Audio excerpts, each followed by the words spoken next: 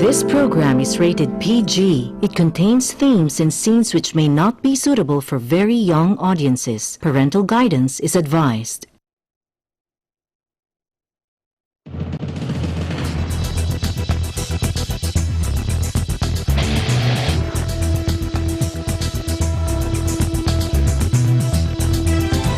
We're working to connect a region of over 600 million bridges between our lands.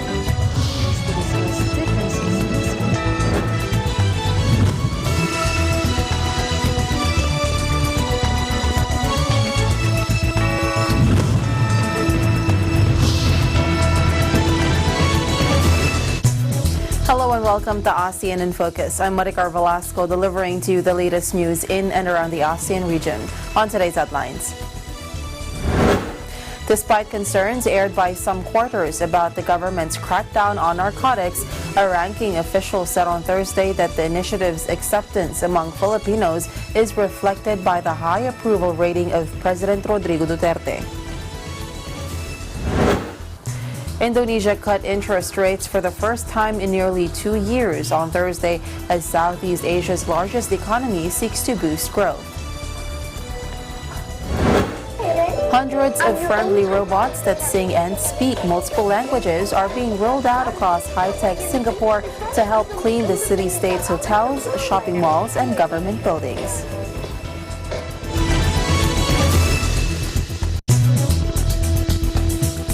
Despite concerns aired by some quarters about the government's crackdown on narcotics, a ranking official said on Thursday that the initiative's acceptance among Filipinos is reflected by the high approval rating of President Rodrigo Duterte.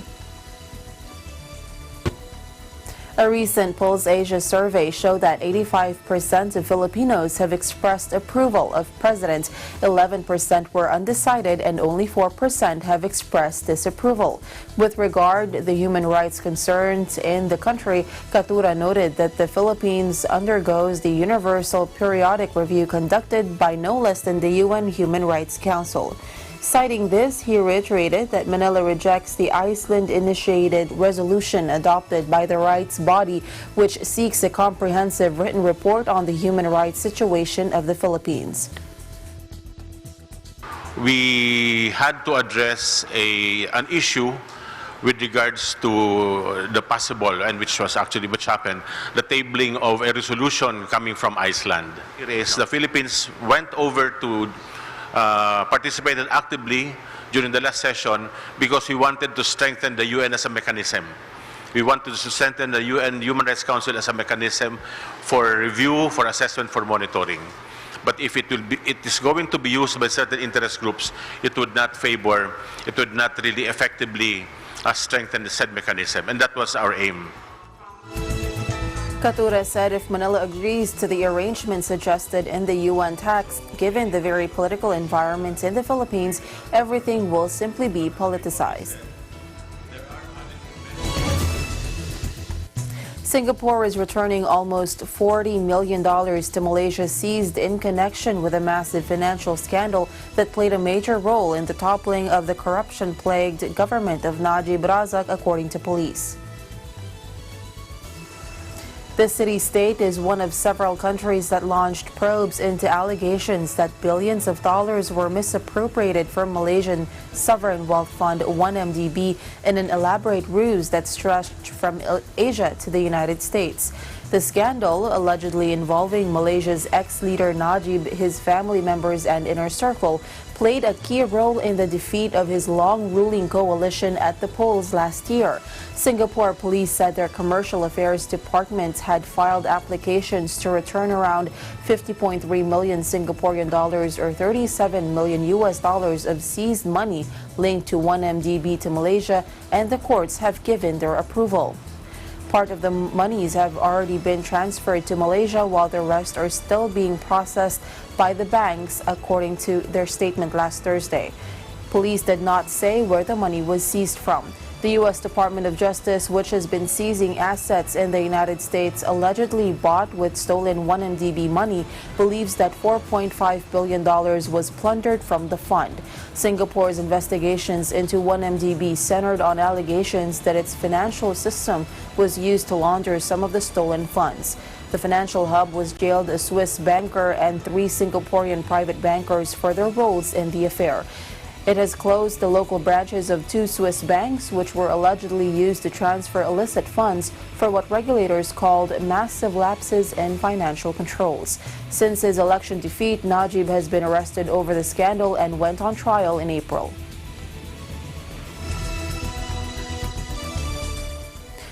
United Nations appointed special reporter on human rights in Myanmar, Yang Hee Lee, says that the situation in the country is getting worse and called on ASEAN countries to hold the Myanmar government to account.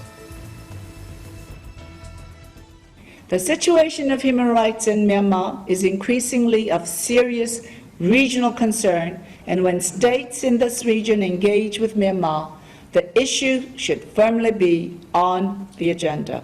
The continuing gross violations of human rights in Myanmar jeopardize the lives of people around that country and relentlessly impact Myanmar's neighbors in such a way that could threaten South and Southeast Asian peace and security. Most strongly urge ASEAN to prioritize human rights in Myanmar and to hold the government of Myanmar to its obligation to respect, protect, and fulfill human rights.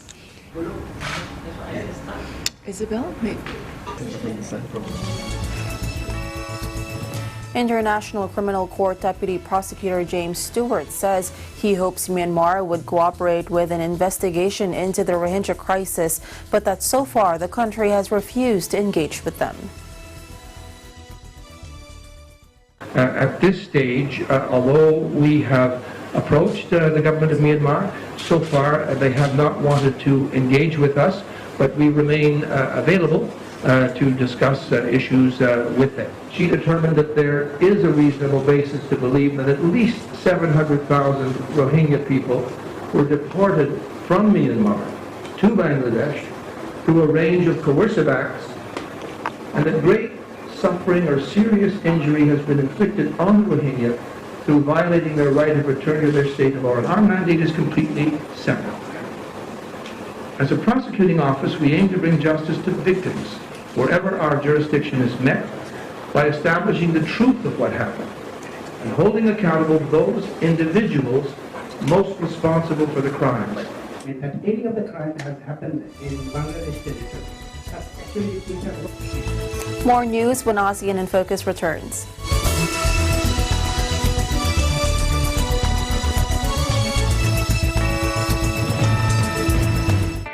Health is our most important asset.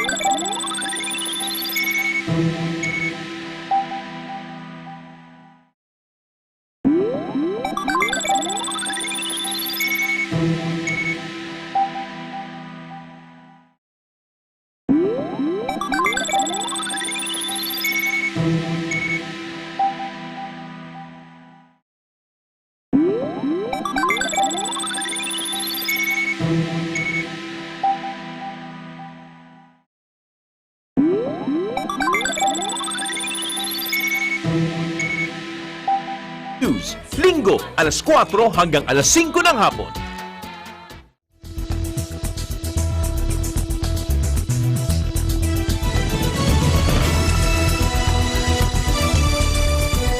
Welcome back.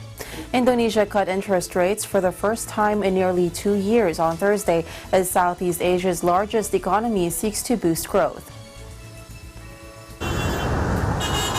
Bank Indonesia trimmed the key lending rate 25 basis points to 5.75%, a decision made ahead of an anticipated rate cut by the U.S. Federal Reserve later this month.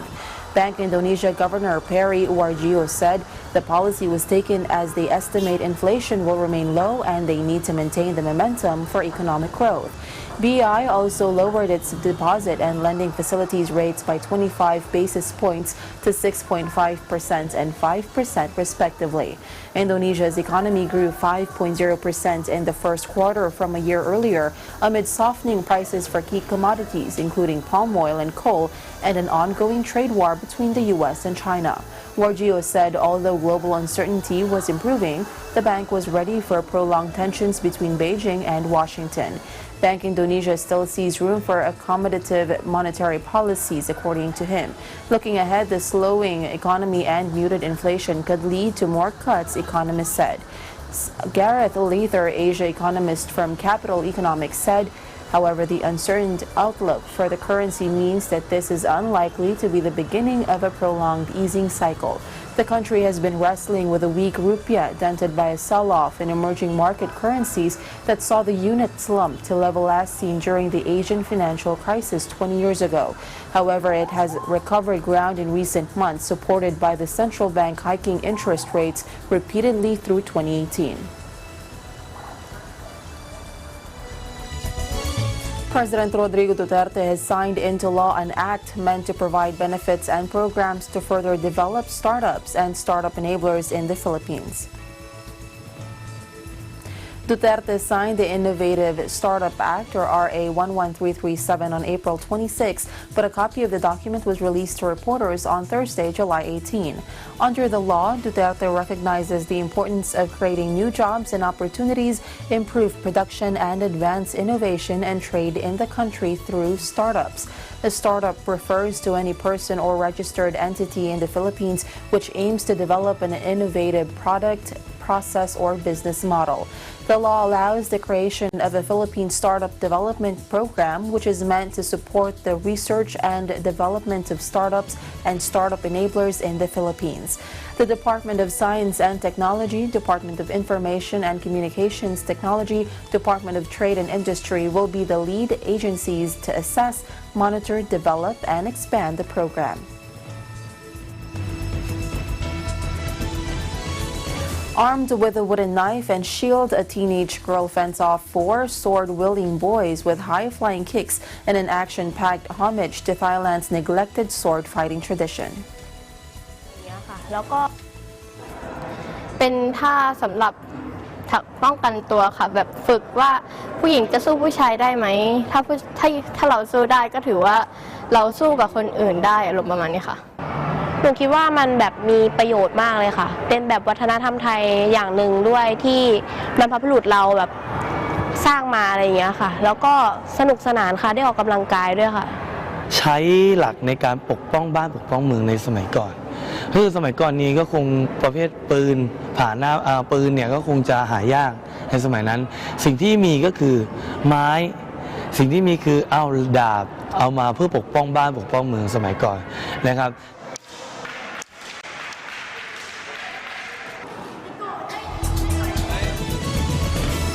Stay tuned. ASEAN in Focus will be right back.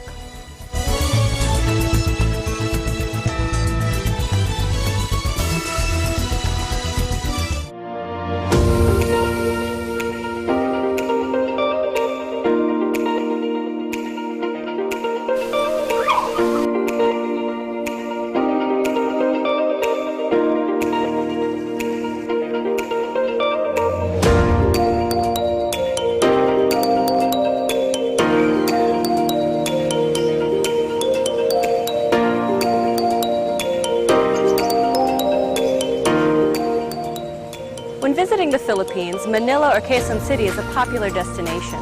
But oftentimes the hustle and bustle of the city can be more stressful on your vacation. So when you feel the need to reconnect to nature or relax again, there's a beautiful oasis just outside of the city called the Garden at Ciudad de Victoria.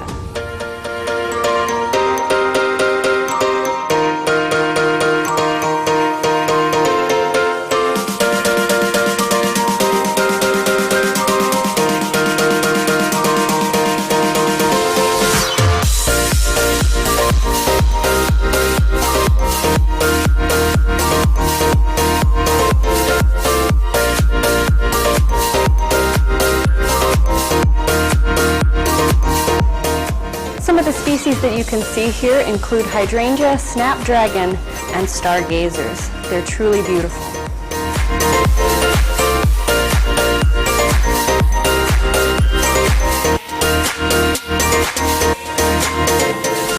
The gardens at Ciudad de Victoria are so peaceful, tranquil, and beautiful that it's become a haven for young couples and a very popular venue for engagement photos.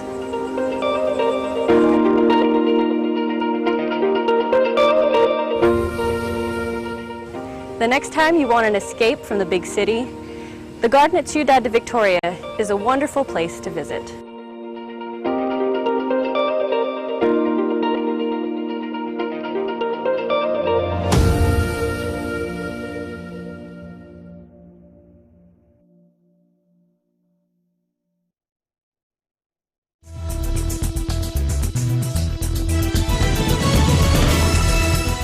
Welcome back. Another successful rerun of Binondo musical at the theater at Soler. More details with EBC correspondent MJ Racadio. Jericati here reporting for Binondo Chinoy musical.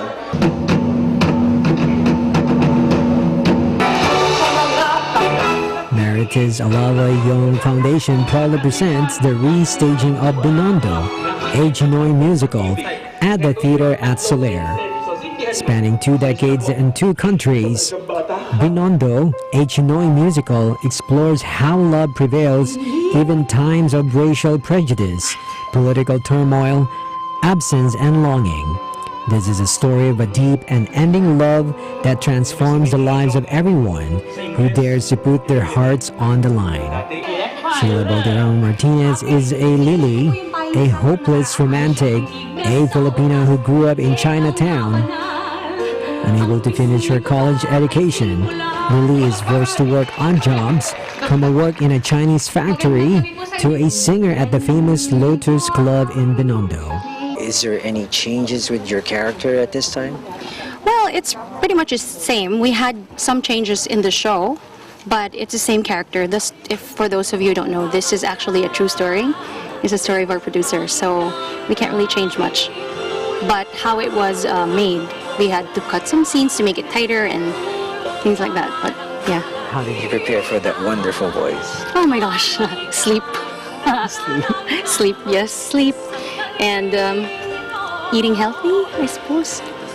Do you have to be in love inspired to internalize that character? Well, actually, you just have to bring back the memory. So if you have that memory, then it's easier. Armand Ferrer is Aktiong, a mainland Chinese scholar from Beijing University, who has earned a PhD in the United States of America. Aktiong is pragmatic and does not believe in a great love or destiny, and is convinced that love is a duty that must be fulfilled. He has long accepted that his parents have arranged his future marriage. Before returning to the U.S. for his master's degree, Aktiong takes a side trip to the Philippines. How did you prepare for your character? Since this is a rerun, parang I had to revisit the script. And then, of course, with Direct Joel's guidance, mas madaling makuha yung character. And then, I had to prepare also vocally because as you see, the characters has a lot of songs and challenging songs by Maestro Von de Guzman. And also, the choreography is also quite difficult, especially the Pag-ibig Ay Disco by Sir Douglas Niera. So, endurance and stamina is really needed for this role. Kaya, nag-ano din ako, nag-conditioning, ganyan-ganyan. Do you have to be in love to play the character, the love story?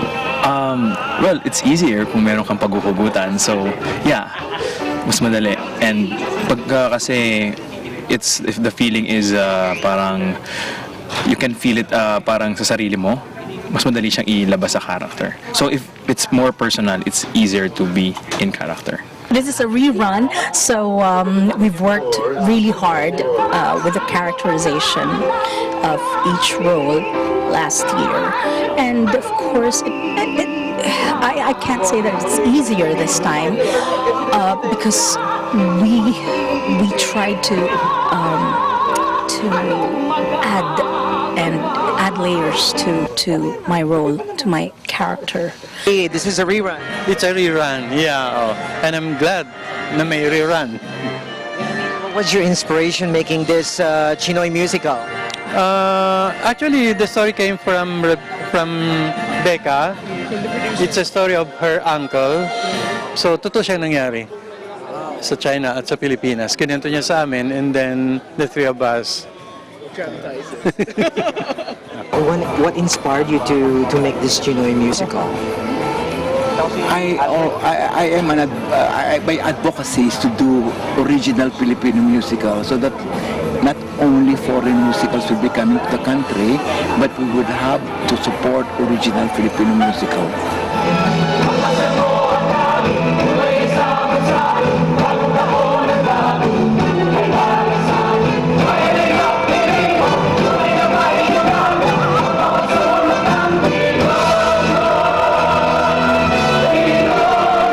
What a night to remember over here at Soler Theater.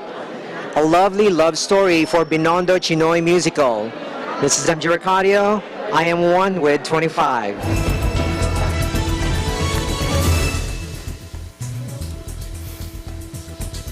Hundreds of friendly robots that sing and speak multiple languages are being rolled out across high-tech Singapore to help clean the city-state's hotels, shopping malls, and government buildings. Take a look. I'm your own superstar, when I reach and every second there's a ring come dance. I've got the hottest picture from way in the beat. It's fun because I'm the coolest thing inside. I'll make your world light up. Hey, you're never gonna frown. I'm your own superstar, when I reach and every second there's a ring come dance. I've got the hottest picture. My vision for the robotics is for the robots to be the human's assistant, to be a buddy of the human, such that one human can clean a much bigger area because he has got a couple of robot assistants. Yeah, so rather than replacing a human, it will be to extend the capabilities and to help the humans have an easier job. An obstacle avoidance. Let's see what it can. Everybody knows a cleaner that is always friendly and would remember your name and say hi. So we hope to recreate that, to have a robot just to greet you when you come in, to say good morning, good afternoon, welcome, see you again. And those are things that make people happy. The coolest thing inside, I'll make your world light up. Hey, you're never gonna frown.